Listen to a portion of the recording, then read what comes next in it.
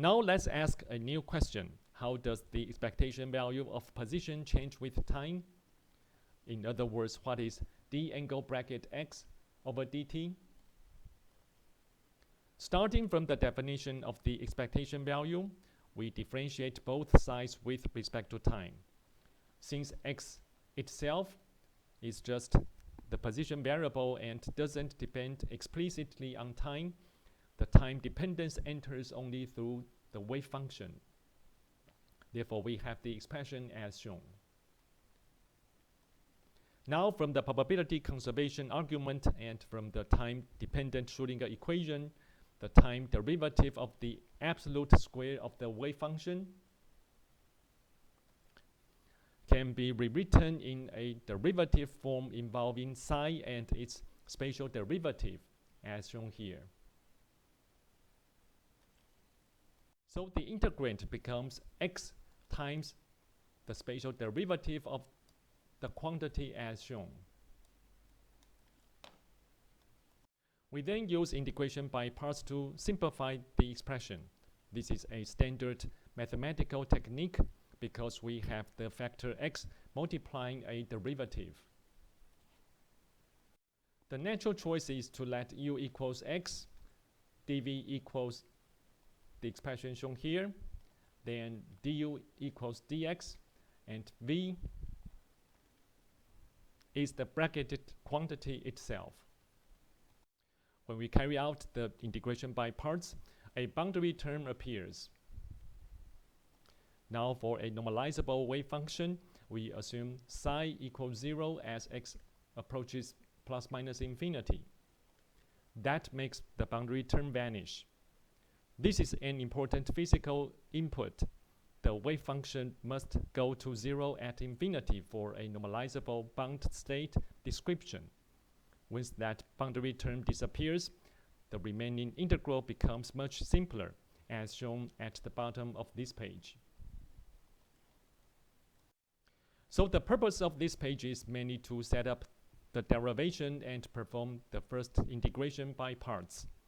The essential idea is that we start from the expectation value of position, differentiate it with respect to time, and then use the structure of the Schrödinger equation to rewrite the result into a form that can be simplified.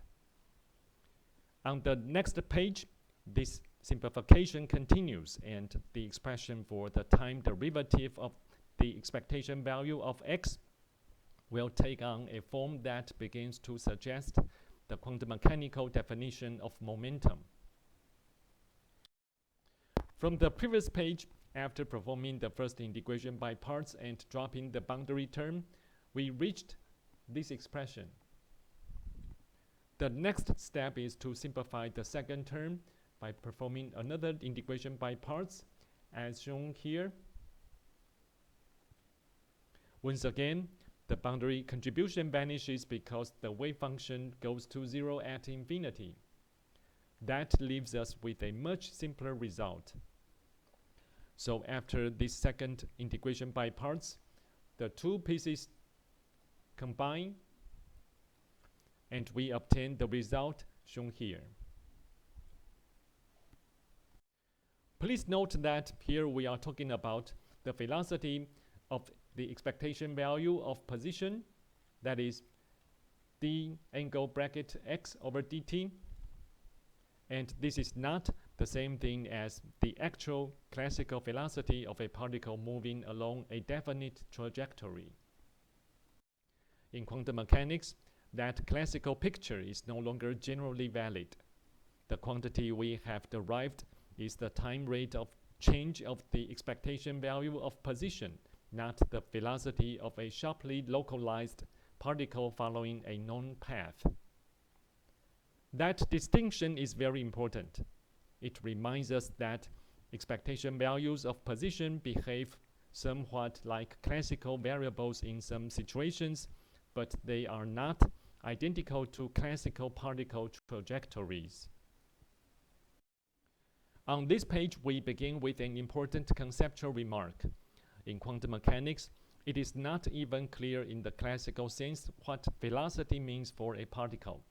because if the particle does not have a determinate position prior to measurement, then it also doesn't have a well-defined classical velocity in the same straightforward sense. This is a very important caution.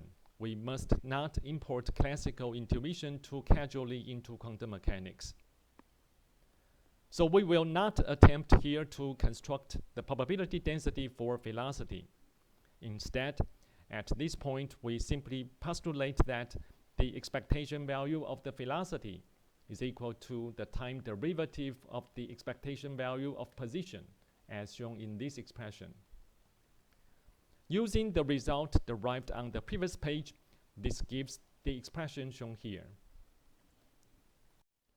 This result sets the stage for identifying the quantum mechanical operator associated with linear momentum.